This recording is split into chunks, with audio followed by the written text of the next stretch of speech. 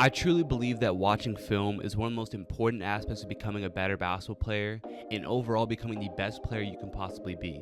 The powerful thing about watching your own film is that it allows you to see the opportunities that you may have missed or not capitalized on, and it allows you to recognize how to change those things and then immediately step on the court the next time and be a better player. Without having to put in more work, without having to go and do anything sort of physical, you're able to take what you see and you're able to just take advantage of those opportunities that you missed, and immediately your productivity as a player is going to go up. Basketball isn't just about knowing how to do something, like how to shoot, how to drive, how to pass, all those sort of things. It's also as important, and honestly more important, to know when to do things and why to do things. And that's what watching your own film does for you. Like I said, it allows you to recognize those opportunities when you should attack, when you should shoot, when you should make an extra pass, and then you're able to go out and be a more effective player just because you know those things. The other thing that watching your own film does is that it gives you a true sense of how you played.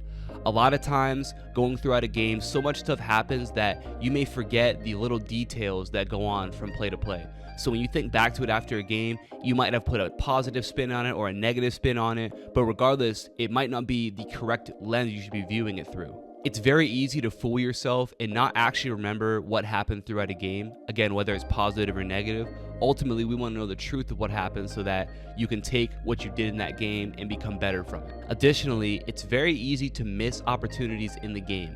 You may have had a teammate who was open and you may have missed them, or you may have had an opportunity to drive and you didn't take it, or you may have had a shot opportunity that you didn't take advantage of. And sometimes you don't even realize that in the game. And if you don't realize that in the game and that you don't watch the film on it, then you're never going to know that there was an opportunity that you could have taken advantage of that would have gotten you better results. But again, there's the power of watching your own film back after. You're able to see some of these situations that you may have completely missed and say, hey, you know what? I should have done that in this situation and that might have gotten me a better result. That's the power of watching film. I was watching some of my old high school film and it got me thinking about all the opportunities that I missed, that I didn't take up, that could have made me a better player, all just by understanding when to do what, why to do what. So in this video, I'm going to break down a few clips. I'm going to show you guys exactly what I look for. So in this video, we're going to go through a few clips. I'm going to show you guys exactly what I look for when I'm watching film so you guys can take it and apply it to your own film and become as good as you can possibly be. Let's get into it.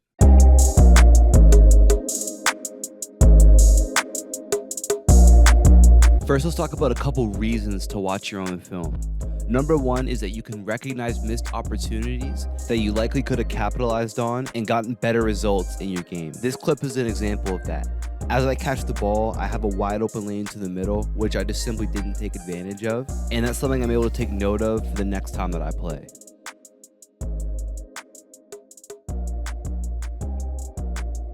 And this is proven by the fact that the very next possession, I got the basketball, drove middle, and immediately got the finish in the and one. But regardless, because I passed up that first opportunity, I probably cost my team 2 or 3 points on that first possession.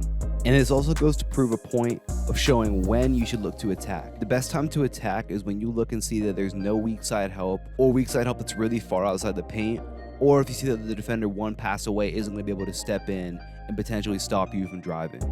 In this situation, it's the same thing. Those help defenders are too far away, and their late help leads to the foul right here.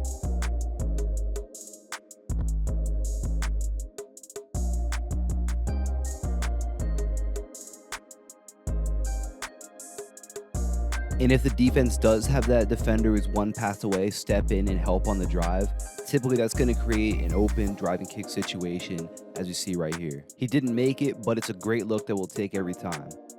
Here's another bad one right here. I catch the ball off this swing, and my defender's closing out. Again, the help is outside of the paint. I have been beating my guy the entire game, and I had the opportunity to catch and rip through going to my left, and either get downhill and finish if the help doesn't come over, or have a kick to the corner if the help does come. And then in this clip, we see the proof of that concept working. I catch the ball and I attack to the left towards the baseline. That help eventually drops, so I kick it out. Then we get an extra pass to our shooter. He hits the three. One of the biggest things to understand with basketball is that whenever you drive or you come off a screen or you make a cut, it's not always going to result in you scoring. And you shouldn't expect you're always going to score coming off of it.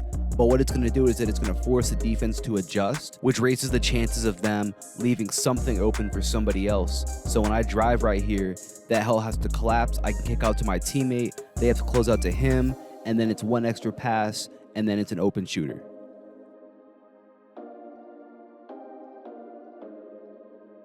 So to end this right here, guys, I want to give you kind of an overview of what I mean when I talk about watching film, exactly what you should be looking for, how you can go about your process, why you go about the process, ultimately the benefits that you're going to gain from that. So we'll go through right here. Ultimately, you have to know what the overall goal of it is when you watch yourself on film. You want to take what you see on that film and use that to be better in your games. You might not get more opportunities, meaning an increase. You might not get, 5 more chances the next game.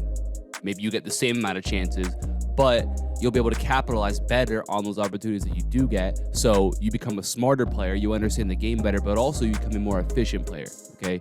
And efficient players are players that positively impact winning and are very, very valuable on the court. So increase your value on the court. You can do that by watching your film, understanding where your spots are, where to attack, what opportunities you're going to have, and how to capitalize on those. So what you should be looking for when you're watching film. Number 1 is missed and successful offensive opportunities. That was what this video was really focused on, was taking a look at me. Hey, I missed that opportunity to drive. When should I have done this? When should I have done that? And those are situations that happen pretty often. And for me, that's one thing that I wish I would have done more of, is recognize, hey, what opportunities did I miss last game? You're always watching highlights, or you're watching your film to get highlights. Hey, oh man, I hit that shot and I made that play. But what plays did you not make? And a lot of times they're really subtle, okay? Off the bat, I might not have recognized that, hey, I passed up that opportunity to drive. But then when I go back and I watch it on film and say, hey, you know what? I may have finished that game with 15 points, but if I would have taken advantage of those 3 or 4 other opportunities I had to drive, I might have added 4 or 6 more points to that. Or I may have added 4 or 6 more points for my team in general, because I might have had a driving kick, might have, dumped the ball off to somebody, they got fouled. So that's something to consider as well. What opportunities did you miss? Not just the ones you were successful on. How can you be better the next time? That goes for driving, for shooting, for pass opportunities. If you missed a teammate on a pass, maybe in transition, or even just an extra pass in the half court, and then your opportunities to cut to the basket or flash the basketball. That could be in the half court, or it could be in like a press break, and then your post-up opportunities, if that's part of your game. Number 2 is missed and successful defensive opportunities. So your help rotation. Did you do a good job being in the right spot and help? Okay, or were you late to get to help? Good or bad closes. Did you close out and take away the shot? Do you force that player to go, whether it's baseline or keeping him sideline?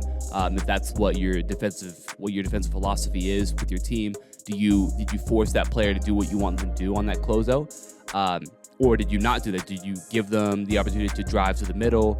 Or did you not close out hard enough and they were able to still shoot the shot? Then you have to look at the angles that you've taken defensively. So, when my guy got a step on me and I went to try and cut him off again, did I take a bad angle and end up fouling him because I basically just rode his hip the whole time? Or did I turn and beat him to the spot so that I could cut him off and I wasn't going to foul him? Something to consider as well. Okay, and then your opportunities boxing out. Did you finish possessions? Did you get a body on somebody? Did you go up and grab the ball, and were you physical and strong enough to bring that ball down and play through the contact? Number 3 is team concepts and how you can better contribute to winning. So what looks does your team want to create offensively? What are your team's defensive principles or philosophy, and how well did you execute those things? So that goes back to like your help defense or your closeouts or all those sort of things. And then how did you best maximize the position that you play? So you're 1/5 of the team on the floor. How did you maximize the position you were put in? Did you do the best for you and for your teammates as well? Or was there stuff that you may have missed out on doing? And then ultimately what it comes down to is, did you positively impact winning? Did you help your team to be in a position to win the game? Maybe you didn't win the game, you're not going to win every single game, but is overall what you did, the plays that you made, the times where you had the ball in your hands or you had opportunities to do stuff offensively, was it in the best interest of the team? Did you make the play that was going to help the team? And then ultimately, what more can you do? How can you be better? And the thing to understand is that, there's a process to this. So what I would challenge you to do is to commit to watching and learning from every game of yours that you can. So for a lot of you guys, you probably have a team that films your games, whether that be Huddle or even just on YouTube. So if you have that, then already you have the opportunity to do that. If you don't have that, then maybe you're even able to ask somebody to do that for you, right? Even if it's just like, an AAU game or something, like just get an opportunity to see what happens, to be able to dissect yourself on film and say, hey, you know what? I keep on doing this and I should be doing this instead. Or, hey, I had the opportunity to do this and then I could have done this instead. So that's why it becomes so powerful. But when you do this, take it slow and truly dissect what happens in those plays that you're involved in. And ask yourself what you did well, what you didn't do so well, and then what you can do better the next time you're in that situation. This is going to lead to you being a more prepared basketball player. And I want to talk a little bit about, before we close, why preparation matters. And, there's a couple quotes right here that I want to look at. First is by Thomas Jefferson. It says, "I'm a great believer in luck, and I find the harder I work, the more I have of it." And then Louis Pasteur says, "Chance favors the prepared mind." So why does preparation matter? Because when you're prepared, things are just going to start to go your way more often. And it's kind of hard to explain off the bat, me saying that, but really there is an explanation for it. It's that the more prepared you are, the more room for error you're going to have, because you're going to be able to overcome that. Okay, so it may seem like, oh, luck, but really you have to look at the preparation that leads into that. And by watching your film, by understanding what opportunities you missed, what opportunities you're going to have the next time, you play a game, you watch that film back, and you're able to take some things, hey, you know what, next game I know that I'm going to have this opportunity, I can do this better. Well, you're immediately going to be able to step in and be, again, a better, more efficient player. And now you're going to be able to capitalize on those opportunities more. Like we said, you become a more efficient player. So while some people say, hey, you know what, how is he always in the right spot right there? How is he always doing that correctly? How is she always doing that the right way? Well, you have to look at what was their preparation like. And typically, chance or luck, whatever you want to call it, is going to favor the people who are more prepared. So put yourself in that category. Being prepared is something that you can control. Do not let that be a question mark for you. If you guys found this video helpful, make sure you drop a like and subscribe as well. If you guys want me to break down film with you, click the top link in my description below. You guys can pick a time that works for you. I'll be happy to break it down step by step with you. Also, be sure you grab my free Elite Perimeter Scorer workout, which is linked in the description as well. Talk to you guys soon. Peace.